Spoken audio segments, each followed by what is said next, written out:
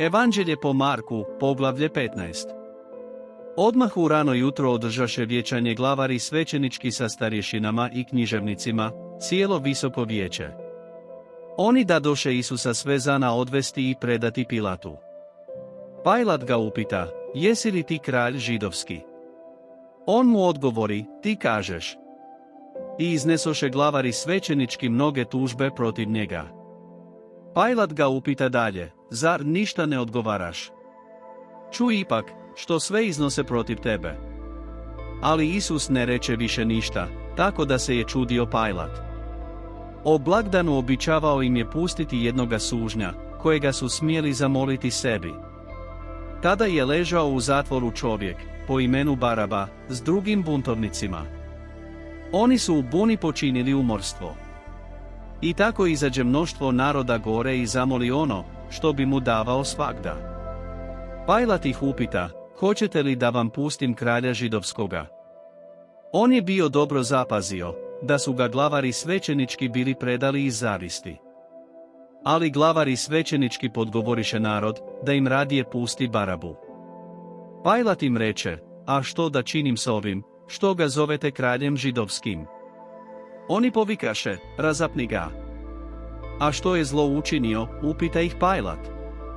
Oni su samo vikali još jače, razapni ga. Pilat htjede zadovoljiti narodu i pusti mu Barabu. A Isusa dade bičevati i predade da ga razapnu.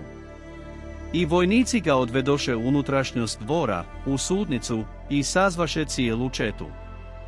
Ognuše mu skrletnu kabanicu, opletoše vijenac od trnja i metnuše ga na njega. Tada su ga pozdravljali, zdravo, kralju židovski.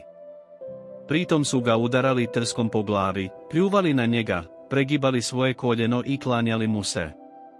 Pošto su mu se bili tako narugali, svukoše mu skrletnu kabanicu i obukoše ga u vlastite haljine njegove. Tada ga izvedoše, da ga razapnu.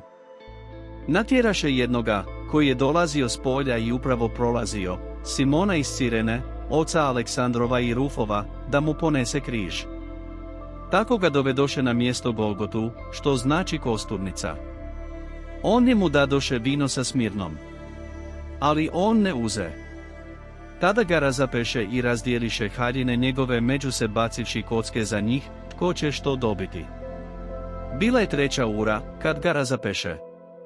Natpis s oznakom njegove krivnje glasio je, kralj židovski. S njim razapeše 2 razbojnika, jednoga s desne njegove, drugoga s lijeve njegove. Tako se ispuni riječ pisma, ubrojen je među zločince. Koji su prolazili, hulili su na njega, mahali glavom i govorili, da, ti ćeš hram porušiti i u 3 dana opet sagraditi. Siđi s križa i spasi samoga sebe. Isto tako rugali mu se i glavari svećenički s književnicima i govorili jedan drugome, druge je spasavao, samoga sebe ne može spasiti. Krist, kralj Izraelov, neka sad siđe s križa, da vidimo i vjerujemo. Oni, što su bili s njim razapeti, rugali mu se. O 6. juri nastade tema po svoj zemlji, što je potrajala do 9. ure. O 9. juri povika Isus iza glasa, Aloj, Aloj, lama sabaktani, što znači, Bože moj, zašto si me ostavio? Neki od onih, što su okolo stajali, čuše to i rekoše, zove Iliju. Tada otrča jedan, napuni spužvu octa, natakne je na trsku, dade mu da pije i reče, da vidimo, hoće li doći Ilija, da ga skine. A Isus još jedan put povika iza glasa i izdahnu. Tada se zavjesa hramska razdera na dvoje odozgo do dolje.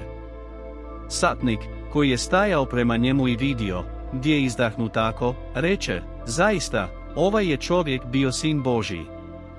Izdaleka su gledale i žene, među njima Marija Magdalena.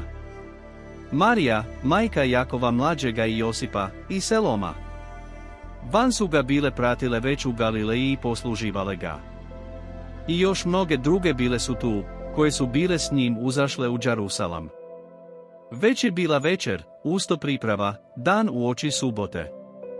Tada dođe Josip iz Arimateje, ugledan vijećnik, koji je također očekivao kraljevstvo Božje.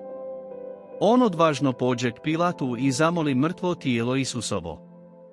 Pajlat se začudi da je već umro.